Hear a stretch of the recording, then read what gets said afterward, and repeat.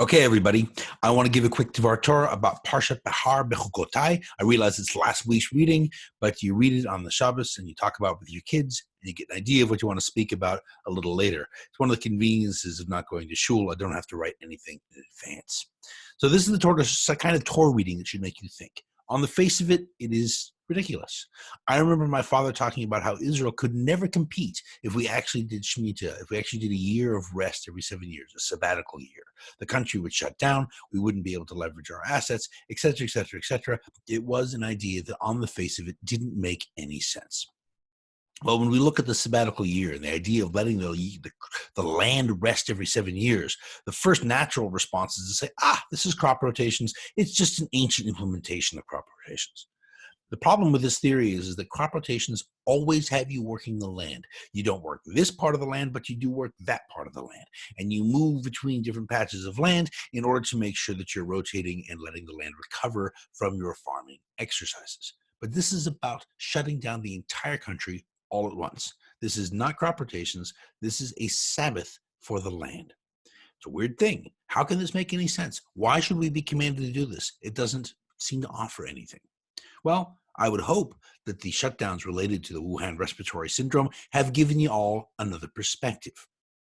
This parsha is talking about a society that can afford to rest, and it takes the time to do so. It can afford to stop making in the material world, and it can take the time to embrace something bigger. Because it's core to that society's health. Human societies, and humans for that matter, don't exist for the sake of work. We also don't exist for the sake of rest. We exist to do both, to act in the image of God, creating for 6 days and resting on the seventh, creating for 6 years and resting on the seventh.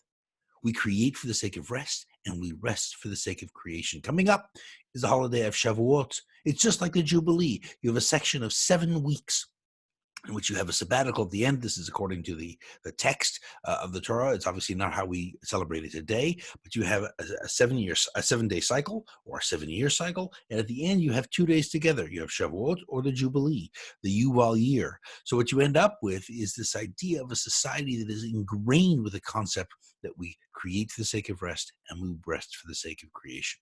Yes, the system described is unnatural. In the real world, we charge interest because there are real-world risks, but we're prohibited by the Torah from doing so. In the real world, we can't turn off our societies because we need to compete. But we are meant to be an unnatural people. The Jewish people's mandate is to understand not only how to work, but how to rest, how to embrace both the spiritual and the physical, and not just value one or the other. And if we fail to do so, we end up cursed. We are cursed with the loss of our work. We are cursed with disease. We are cursed with labor that has no reward. Recently, we've all been forced to rest in some way or another, and it has been an economic catastrophe for us. In no small part, this is due to the debt leverage in our societies. Mortgages and real estate are extremely expensive because people are able to leverage their futures in order to acquire it. As we gradually emerge from the corona economic shadow, we can try to return to how things were, but I think it would be far more profitable for us to seek something new. As weird as the concepts of a national year off and a prohibition on interest seem, perhaps they can give us guideposts and lead us down a path towards a more fruitful and rewarding life. Thank you for listening.